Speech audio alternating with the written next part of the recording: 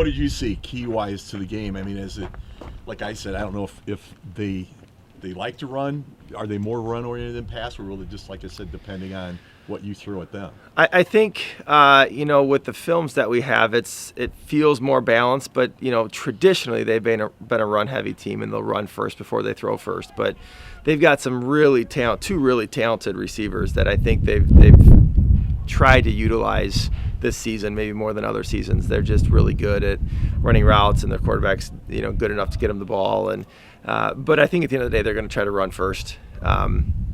They've got some powerful running backs, some bigger kids that are back there that, and I think with who they play in the league they play in, I think part of that is their mentality too. Like, we're not going to win shootouts. They're not gonna blow a lot of people out with who they play, and so they've got to rely on the run, and then that does bode well for them in the postseason, because that does translate well into the playoffs when you can run the ball well. Well, I don't know how good Knoxville is, but they certainly were in that game at least early. I mean, it's sort of seemed to be able to run on them, and I also thought that McNamara really depended on the run, but maybe that was just because they thought that's what was going to work with Knoxville. Yeah, I think one thing that with teams, with any team, but with good teams, really good teams, you've really got to limit the chances you give them. Yeah. Because they'll take advantage very quickly.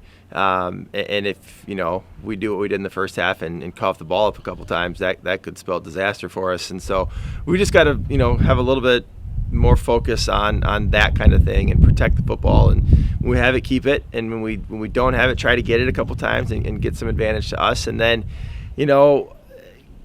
line it up on field. You still have to play the game. Yeah. You still have to play. You still have a plan. You still have to try to execute that plan. And regardless of where they are, or who they played, or what they've done, yeah. At the end of the day, it's still 11 guys lining up against each other, and I think our guys have earned the spot they're in. I think that they've put the work in, and they're an excellent football team, and we're going to match up with an excellent football team, and we're gonna go in with a plan, and we're gonna execute that plan to the best of our ability, and let the chips fall where they may. Yeah. I think going into this Saturday, a lot of what we preached to them from day one, that next play mentality, that next game mentality. Don't worry about what's already happened. Don't worry about what's going to happen. Just worry about what is happening right now. Really can bear some fruit. And I think the other thing that's really caught hold with these guys is the idea that they feel like they've had to prove themselves a lot this year. As a group here, I think we believed in ourselves, and the kids believed in themselves, with great confidence. But I don't think a lot outside of our program, and even outside of our community, really thought we'd have a puncher's chance to get in the playoffs at all. Yeah. And so they bought into this. Well, we got to prove it. We've got to prove it. We got to go prove that we can beat a Rock Ridge. We got to prove that we can win a conference championship and play a home playoff game. And I think that mentality of just being used to having to go and prove what we're good at and prove that we can do this, I think that's going to bode well for us. Yeah. Why in the heck is Bishop McNamara in 2A this year?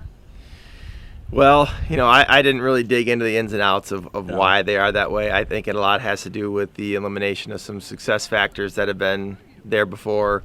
If you look at their football enrollment, it is only in the 350s or 360s. Right. And so without, multipliers and things like that, they're in the class they would by enrollment be in. But, right. They typically aren't a 2A football team for sure. Yeah.